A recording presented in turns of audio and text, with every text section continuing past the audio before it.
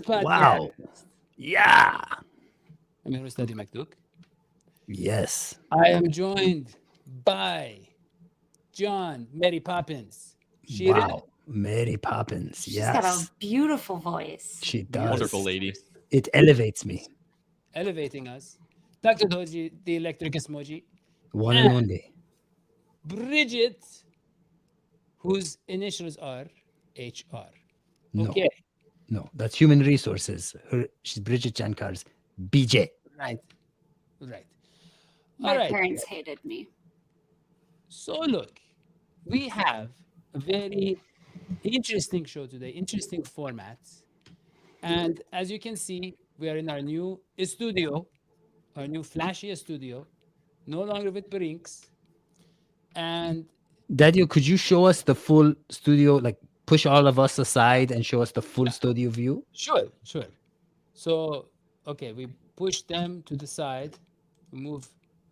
Yeah. You got to get rid of yourself. Well, if you put us two, yeah, you can Oh, see. you can see. Okay, I can see that. Yeah. So very nice studio. It's like, And it is in place of the Brinks. And as you know, Brinks has a conspiracy show. In the last show, it's very interesting, was about this conspiracy that Brinks is actually a money laundering scheme for this show. It is a shell corporation. Fascinating show, which obviously could explain why they ended their contract with us. yeah. But look, Oh, your theories, I think, played a part in them getting sick of us as well. it could have been. Yeah. yes. But I look, say we got out at the right time. I don't know. Feels like we Yeah. got the most of it. Yeah. We juiced. yeah, the lawyers were coming for juice. us. Yeah. Yeah. But look, it is great to be with you people. You three? Is it four? I don't know how many people we are. But You can't count. There's 4 people on the screen. right, it gets We confusing. fit perfectly. It's confusing. Yeah. But look, it's Probably great. how many fingers you have too. Let us stay on track because we have a lot to talk about. The Bengals are back. Bengals played football, and really, I was very impressed with the team, with their, let's say, resilience, with their fortitude, and their ability to basically come back from so much adversity. Yeah. And John, you watched the game. What did you think? I did watch the game. It's kind of crazy, you know? It feels like, I mean, my God, how many more crazy games are we going to see from this team in just the last few years? It seems like they've found every way to win and lose football games, man. Like, Yeah. honestly, I want to put this out right now. I'm not glad that Joe Burrow had a bad game, but I'm glad the opportunity for us to talk about how to handle it has arisen, because the first half was inexcusable. And we don't need to sit here and coddle him and make excuses about his appendix or the fact that he didn't really play in the training camp or in the preseason at all.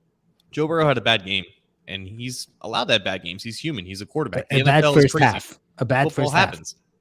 He wasn't even that great in the second half. He played better in the second half, but he still wasn't quite the Joe Burrow that we were accustomed to.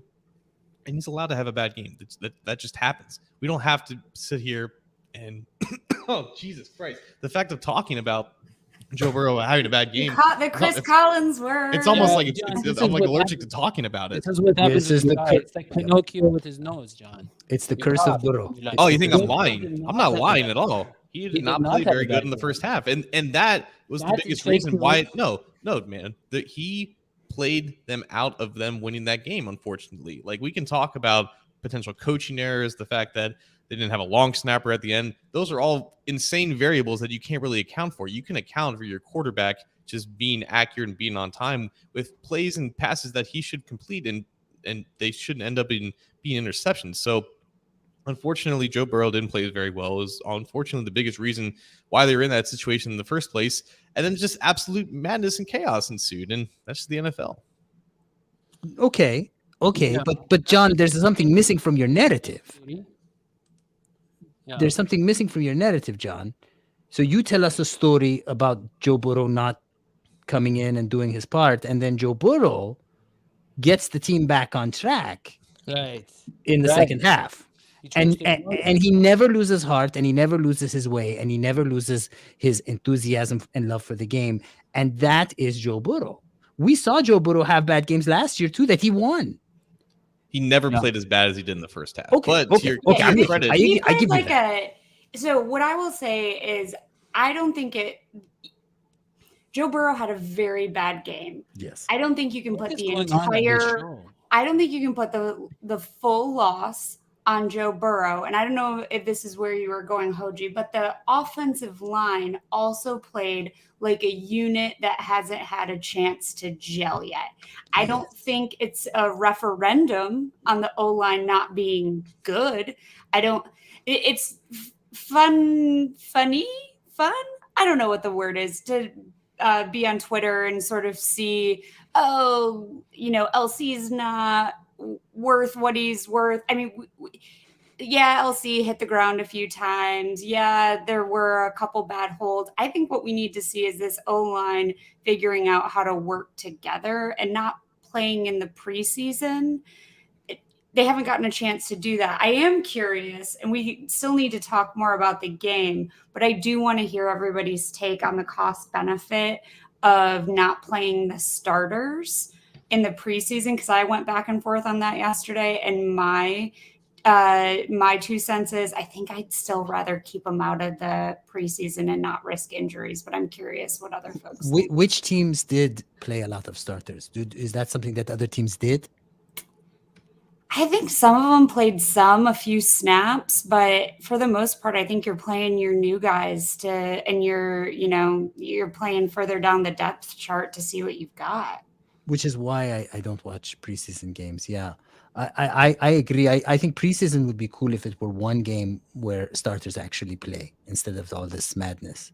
preseason would be cool if they just disabled injuries, but that's not the case, and that's why they didn't want to play those guys out there. Now, had Low Collins been healthy, had Alex Kappa been healthy throughout training camp, maybe the entire offensive line gets a series or two, but it didn't seem like that was really in the plans with none of the starters really playing in the preseason. But again, like regardless if you play in the preseason or not, you can't be expected to come out that flat out of the gate to start the season. Like you said, it was the offensive line having individual struggles throughout the first half, and there's just no excuse for Burrow to play that bad. Okay. John, you were about to say something, and I think you didn't finish your thought.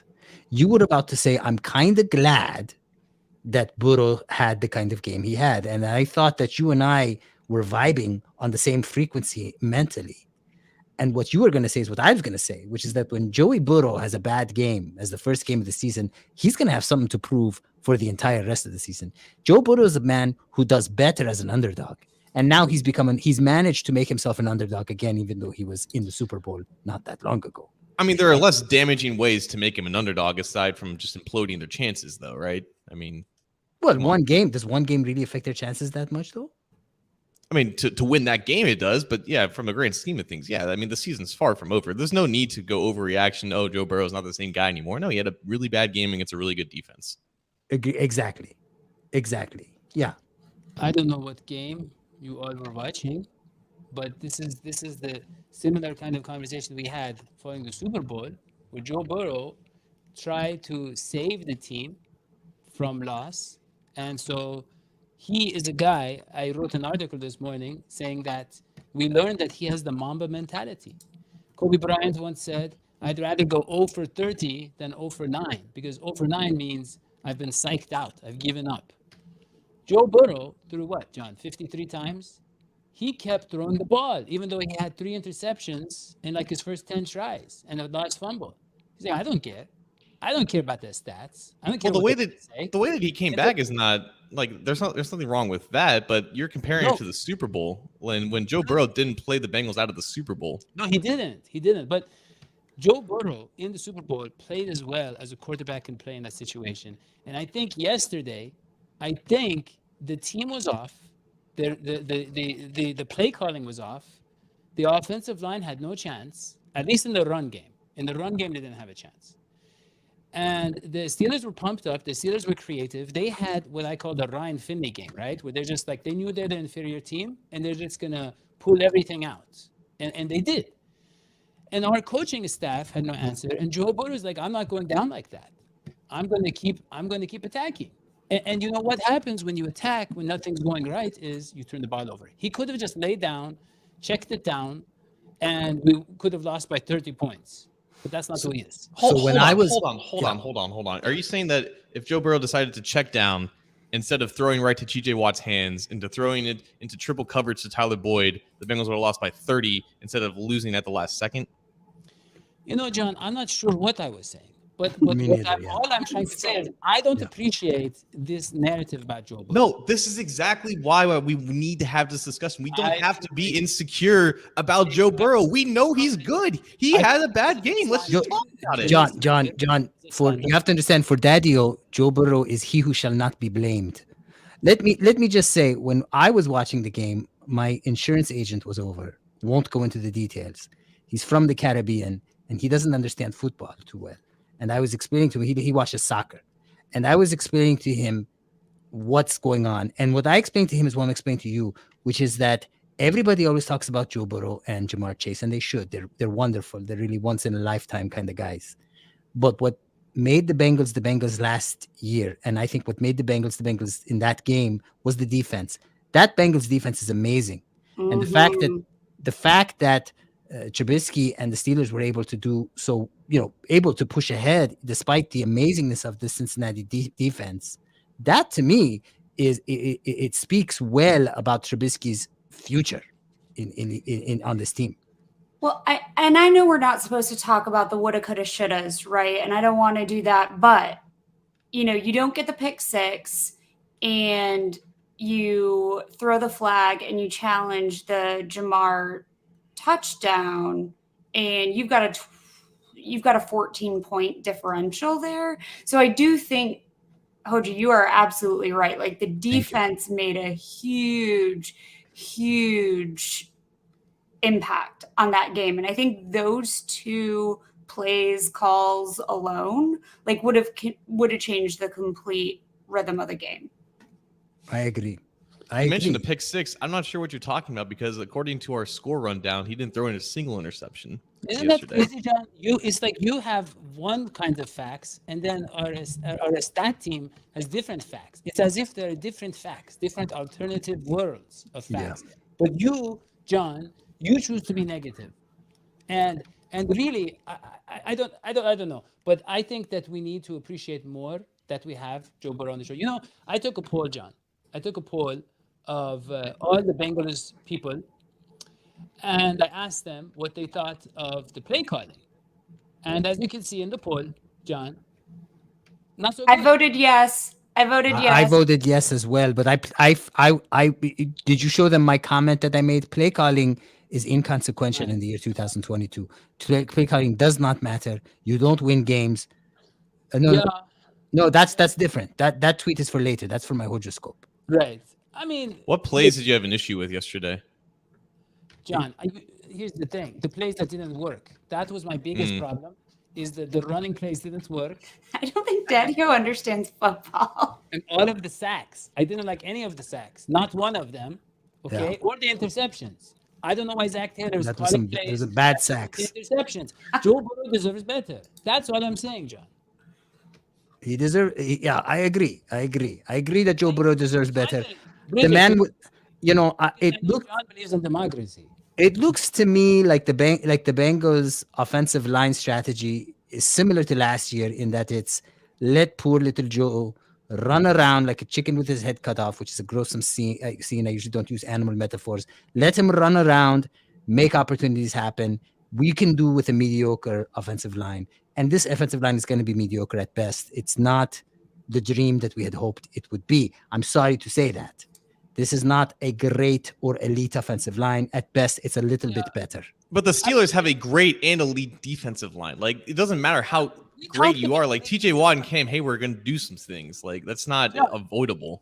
We talked about the defensive line in the offseason. You're like, and like how they added Ogunjobi.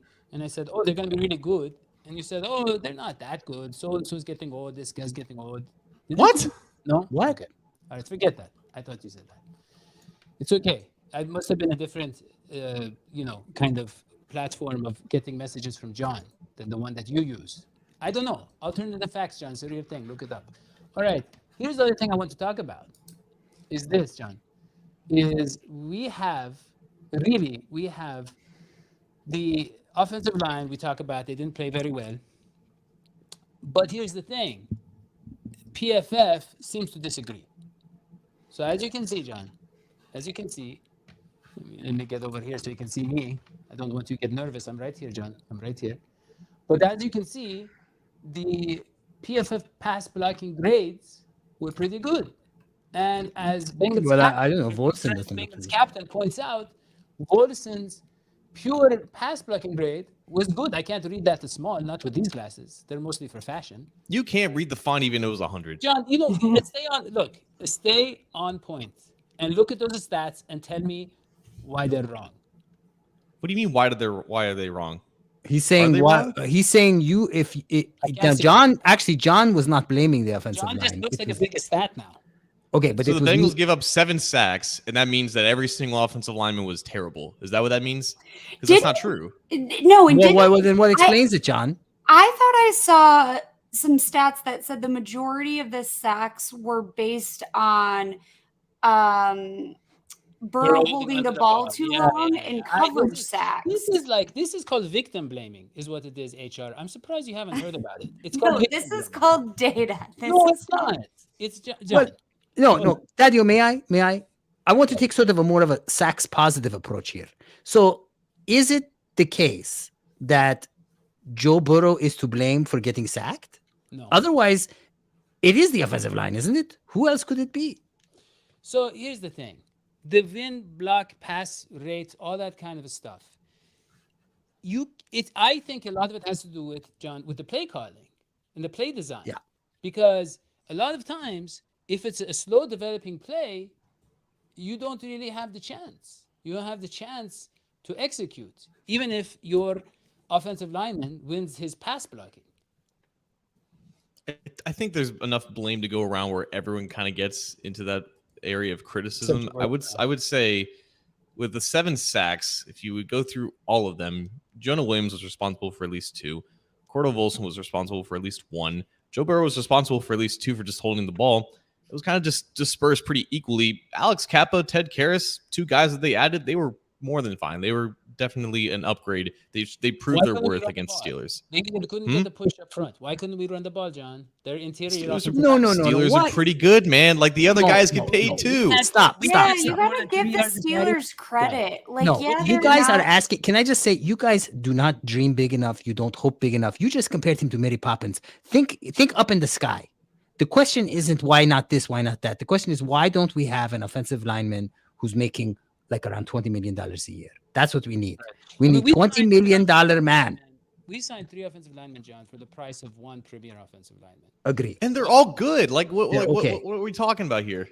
Is The, like- the want- worst we want offensive elite. lineman, the worst offensive lineman on the field yesterday was the one that they brought back from last year. Unfortunately, Jonah Williams did not play well. He had 2 disastrous plays in the first half. Here's the that next tanked question, that John. How much louder does Frank Pollock have to shout, and how much redder does he have to get before his coaching gets through to these people? Are we sure his coaching is getting through? I'm Or saying it needs his to get through? redness and his redness are clearly there. He is doing his parts. Yeah. Is he? How much more does he have to do? Jamar think Jonah Jamar Williams Chase needs is to play doing his better. part. The receiving core I is know doing their Jonah part. Williams can play better. Let's Nixon talk is about doing that, his part. Hodgie. Jamar was a star yesterday. Yeah. Like, if anything should make Bengals fans feel good, Jamar is back. Like, everybody was like, Bengals, Super Bowl slump, blah, blah, blah. Jamar looked just as good as what you'd want from a second season player. I do think, like, I know a lot of people love a little passion in their players. I think we got to calm the young guy down. We don't need to be grabbing mouth guards out of other people's mouths and throwing them on the ground. But We we should can have keep, washed his mouth with soap, is what you're saying. Yeah, that's what you're supposed to do. but I think he just looked smashing and impressive yesterday. And True, but Bridget, what do you think? Don't you think there were a few times when Joe Burrow was targeting Jamar. This is just amateur hour here. I don't. Mute you, Hodgie? What's I'm no? going to have to mute you. You will. But mute me when I'm done talking. It seemed to me there were a few times when Joe was forcing it to Jamar. I said it. I felt like Joe Burrow was a bit under pressure, and whereas we were watching him make some creative decisions last year, this year it was a little bit too much heavy on the Jamar. See, I didn't feel that way. Okay. I didn't feel that way. I don't know. I'd like to know how John feels. Yeah. And we don't care how Dadio feels. I will say this. Actually, I was going to say Let John talk. Let John talk. John. 15 targets.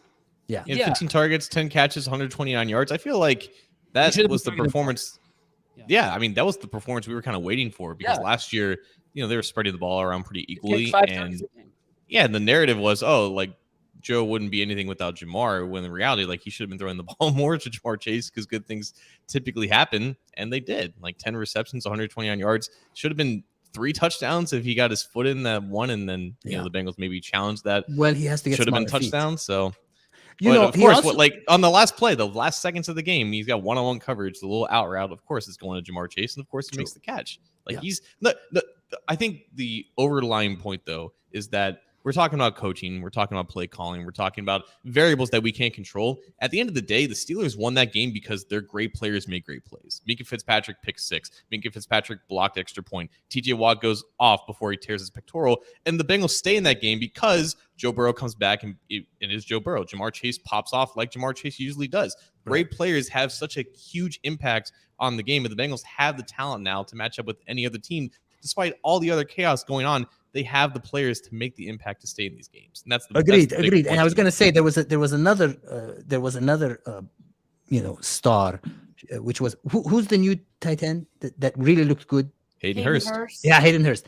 That kid, man. I love, and I knew Joe, and Dadio had said this actually, that Joe Burrow would make any good tight end look exceptional. And I think Hurst is more than exceptional. I think he's great.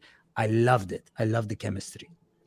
I thought Hurst looked good. I mean, I think Hurst shined in overtime. Yeah. Made the plays you'd want to see. Yeah. It was his first game with the team, so I think we'll see more from Hurst. But I thought he earned his paycheck in overtime for sure. But let us look at the clips and do some real analysis here instead of just relying on John's memory of his narration of what happened in the game. So as you can see here, we have the game, and let me turn on the audio. No audio. Better without audio, isn't it? No, here we go. Oh, that's good. Okay, no, that's not the You click the out video button instead of the audio button, I guess. Yeah. Okay, forget that. There's some error with that. We're gonna need. Man, I miss Courtney. I'll It's a call good thing it. you didn't throw an interception on that play. With Courtney, everything was working so smoothly. But you get. Are we watching more clips or what? Well, we either have to watch all the clips or it's 5 minutes long. I don't know how to pause it. Play the next play, Daddy. I want to see what happens. Yeah. Are we sure? Okay.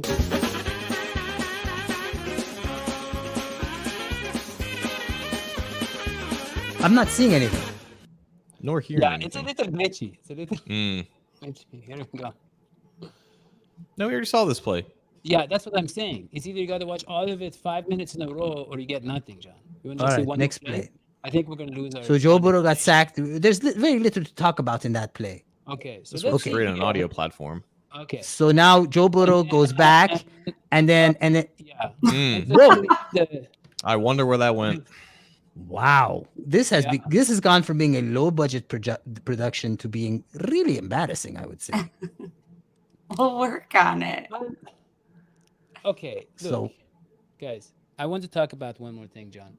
We learned that What about my horoscope? Clark Harris. No, we're not done. One more football thing. Clark Harris, John, he's done for a while.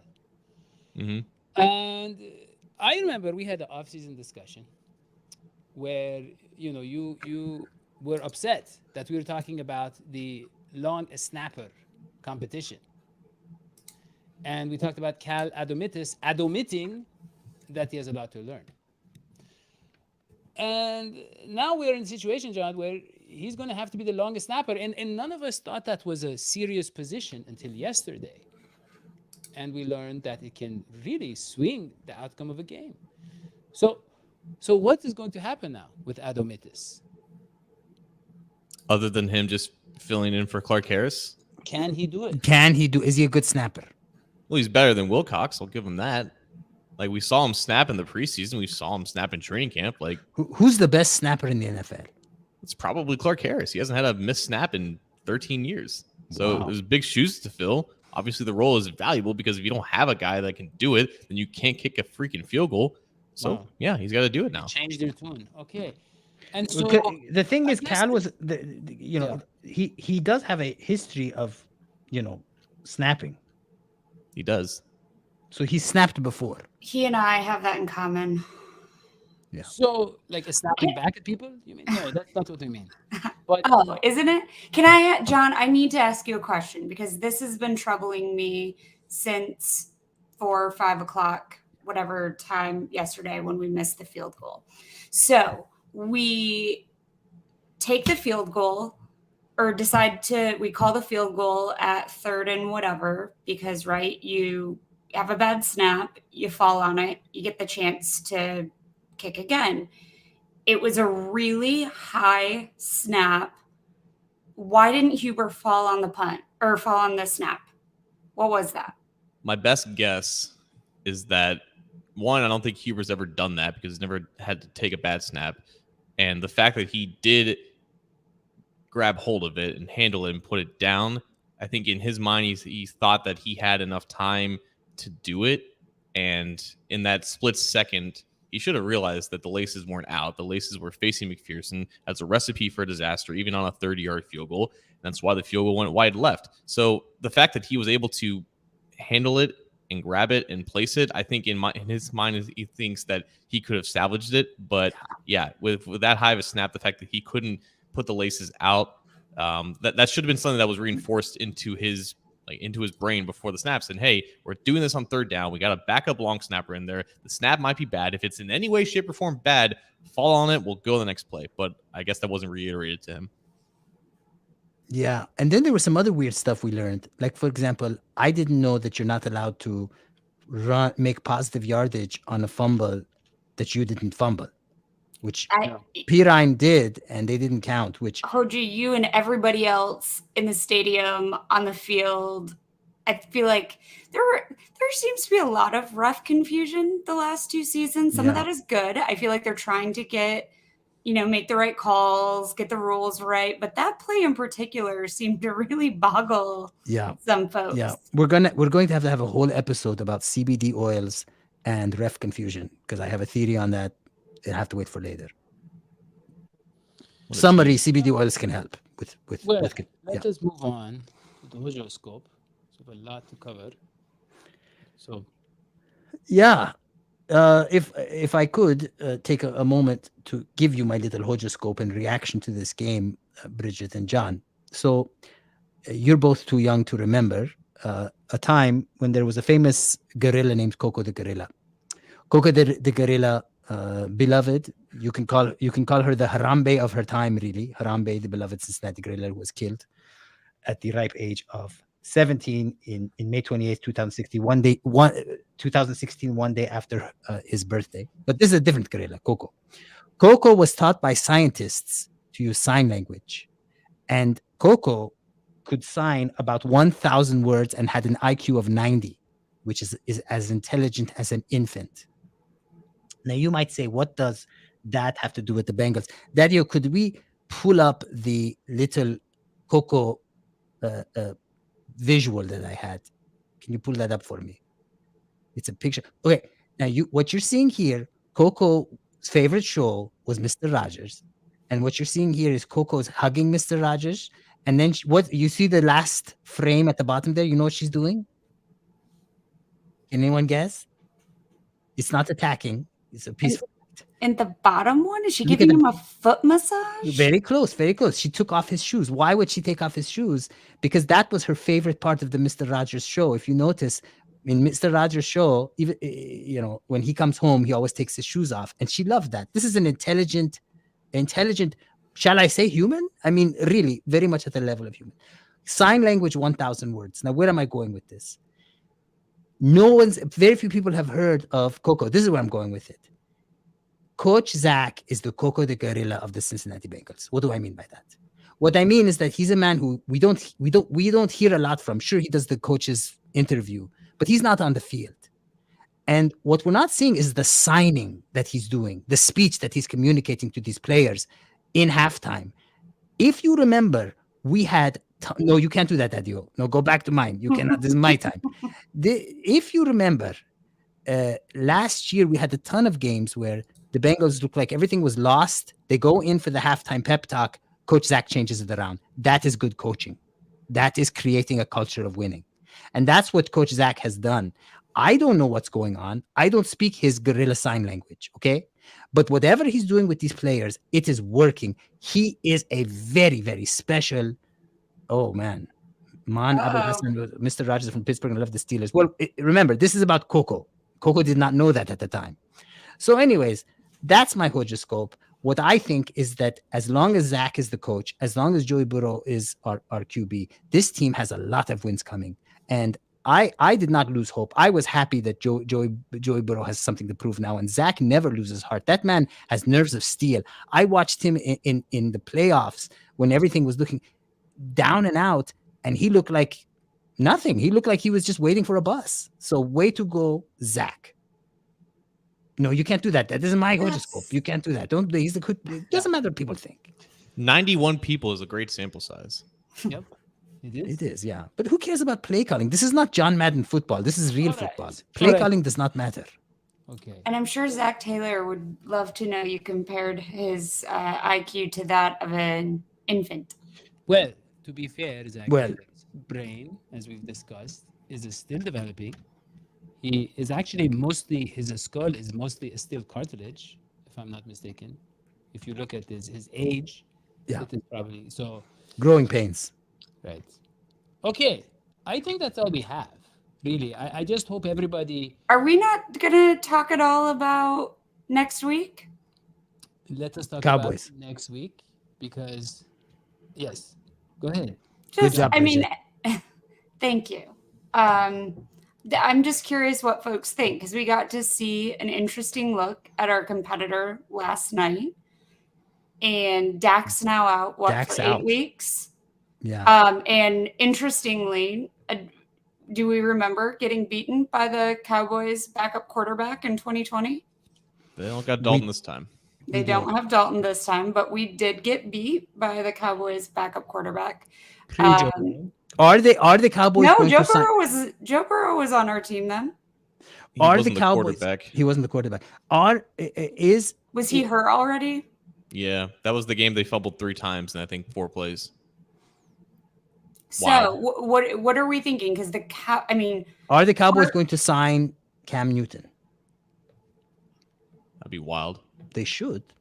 I If doubt they it. were smart, they would. So Parsons looks dangerous. Parsons looks tough. Cowboys offense does not. No. I don't know who anyone be a is hater. throwing the ball to. I think that the Bengals could have their redemption against the Dallas Cowboys, and I would love to see that because there will be a lot of people watching that game, and I think that it's time for people to see this team for what it really is. This is the NFL's top team. It was a fluke that the Rams won, and it was a fluke that they lost against the Steelers. The flukes are over. The fluke is up, and now it's time for the wins. So I think they're going to beat the Cowboys. I think when you give the Cowboys an offense like that, that's broken down, that has no Dak Prescott's thumb is broken, then the defense can do what it does best, which is dominate. And Joey B can do what he does best, which is, pass the ball, and they'll win. Oh man, Andrew, you are he said. Andrew Silas said Cowboys signed Brett Favre. That would be a dream come true. I am a huge Brett Favre fan. I mean, there's a McCarthy connection. That's I don't true. know. Yeah, but I think Cam Newton is. I am shocked and appalled that Cam Newton was not signed by any teams. I think that's very, very strange, and I think that he's better than, for example, Baker Mayfield. I think that you got to get him on the Cowboys. No, I agree. You're saying now. Hold on, Crypt Keeper. What is this comment? You're saying monkey is frights at the zoo is more organized than no, that's not what I was saying. No, don't do that. Don't bring that means nothing. That's just Twitter. Okay. All right. Well, No. I think that we covered everything, really. Yeah. It was a good show, and we managed it. And that's it. So make sure to tell your friends about the show, referrals, free referrals. The last thing I'll say, Dadio, if we win next week, I want you to put that exact same poll up and see what the answers are. It would be the exact same answer. If I You know showed- what? Actually, forget it. Can I ask all of you watching now, whether you participate in the Twitter poll or not, put in the YouTube comments what you really think about Zack Taylor and his play calling. Yeah. Do you agree with Hodgie or do you agree with Dadio? Dadio thinks that Joe Burrow has this team on his back. I believe that Zack Taylor and Joe Burrow together are the secret sauce. I think the team is the secret Zack sauce. Taylor. I think I think there are leaders, but I think the team has the team on their back. And I think that's what makes the Bengals special. I think John is becoming frustrated by the level I think of Ken Anderson has stupidity this team on his Oh, back. look at that. He's gonna be on the show soon, by the way. This is just him talking. He was about- really lovely at the tailgate. It was very nice to meet Ken Anderson. He's a great guy, lovely guy. All right. I think that's all we have, right? I mean, John is holding in a big ball of fury. Why don't you John? call on John and then end the show? go ahead, John. End the show. Okay, let me just turn the output music down. Oh, that's not it. Sorry, that's not the right music. How do I turn this off? There it is. Okay. Daddy no longer cares. That's not true. No, because you didn't do the section. Yeah. Yeah, he never cared though. All right. Well, yeah. Don't forget to subscribe, turn on notifications, all that stuff, and go to our podcast on all the podcast places. That's all we have. We'll see you next time. So long, sweetie. Bye. We're live.